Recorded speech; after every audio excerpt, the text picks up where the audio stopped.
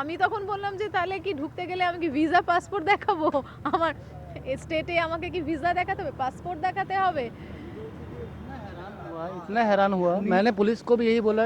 वो मेरे को वेस्ट बंगाल की पुलिस वाला बोला कि वो जब मैं वहाँ पे अपनी पीछे तलवारें लेके पड़ गए मेरे, उनको मालूम हुआ कि इसने उन 30-35 के करीब लोग थे।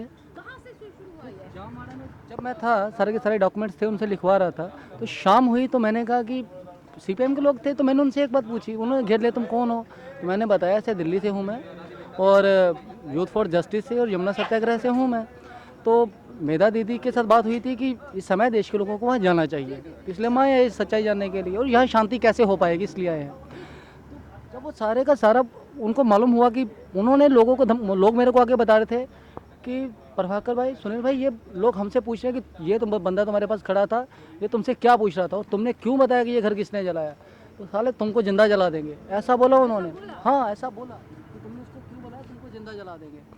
तो ये उसके बाद उन्होंने मेरे को घेरा, तो मैंने बड़ी शांति से उनसे बात की कि भाई ये शांति कैसे होगी, राजनीति तो पूरे देश में चलती है, लेकिन अब दोबारा गांव गांव जैसा कैसे बनेगा, कौन करेगा पहल।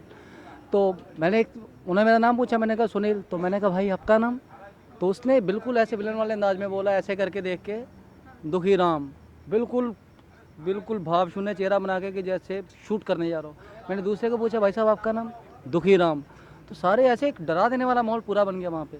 तो मैं उसी समय वहाँ से ओके ओके डियर, तो आज आप रात को कहाँ रुक रहे हो, कैसे आए आप यहाँ पे? मैंने बताया कि ये सारा ये मेरी आइडेंटिटी है पूरी की पूरी, उनको पूरा बताया। तो मैंने कहा यहाँ सामने किसान है, मेरे साथ एक और मेरा वो ट्रांसलेटर था साथ में, यहीं से प्राबीर है, तो वो साथ था। तो वो तो बेचारा घबरा गया। तो मैंने कहा ये सामने, वो उन्होंने बोला किस किसान के पास रुक रहा है, मैं ये बताओ। तो मैंने किन के पास रुक रहा हूँ, तो मैंने कहा शायद मैं वापस चला जाऊँ, शायद रुकूँ। तो जैसे उनके पास गया तो उसी समय कुछ इन्फॉर्मेशन मिली कि चारों तरफ से जैसे ये वो भाषा बोलते हैं कि फील्डिंग लग गई सुनील भाई, निकलने नहीं देंगे ये। तो मैंने उन गांव वालों को बोला, जो 4-5-6 बंदे थे, उनके नाम पड़े हैं मेरे पास, तो मैंने उनको बोला कि भाई ऐसा है, किसी तरह से मेरे को यहाँ से निकालो। तो मेरे को जो नंदीग्राम तारण शिविर है, जो कितने लोग पीछे पड़े थे आपके? 25-30 के करीब, इवन ज़्यादा थे, तलवार थे, रॉड थे, सारा कुछ था उनके हाथ में, और वो बोल रहे थे मार दो मार दो, माओ मार दो, ये बता रहे थे। हाँ, माओ बोल रहे थे। माओ, ये कैसे पहचानता है? ये लोग माओ माओ माओ माओ फैला रहा है, माओ पहचान कैसे पाते हैं माओ को? वेरी सिंपल पहचान। बहुत सिंपल पहचान। अभी सच्चाई जानने के लिए कोई भी निकलेगा तो वो माओ है। सीपीएम बोलते हैं कि आप माओ है, लेकिन सीपीएम मैं किसी पार्टी से नहीं हूँ, सीपीएम पार्टी से मेरा कोई विरोध नहीं है, लेकिन फ्रीडम ऑफ एक्सप्रेस ये पूरे देश में, ये आज़ाद मुल्क है, तो ये ऐसे गुंडागर्दी नहीं चल पाएगी। और देश को जाने का अधिकार है कि यहाँ पे है कि नहीं, लोगों को बोलने दिया जा रहा है कि नहीं। जो हो रहा है वो जानकारी देना है। जरूर।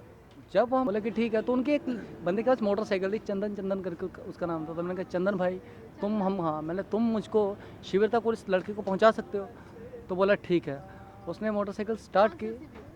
ये जो नंदीग्राम में चल रहा है, यहाँ एक रात पहले मैं यहीं पे ठहरा था मेधा दीदी के साथ, जो जिसका रेप हुआ एक लड़की का और एक जिसको शूट किया गया एक पति को, उनको छोड़ने आया था। मेधा दीदी ने बोला था इनको, नियोदी पात्रो और हाँ नर्मदा, हाँ उनका छोड़ने आए थे ना आप? छोड़ने आए थे, हाँ। देखिए, लाल साड़ी की एक महिला ने पीछे पहन रखी, मुंबई की साथी थी, वो साथ में आई। तो 3 घंटे उसने कोई बात नहीं की। मैंने उसको बड़े प्यार से पूछा कि मासी मैं तुम्हारे साथ हूँ, क्या दिक्कत है, तुम अपने परिवार में जा रही? वो बोली लाल, यानी कि ये आतंक कैसे निकल पाएगा? नहीं निकल पाएगा, बहुत टाइम लगेगा, और जैसी हरकतें ये कर रहे थे ऐसे तो बिल्कुल नहीं निकल पाएगा।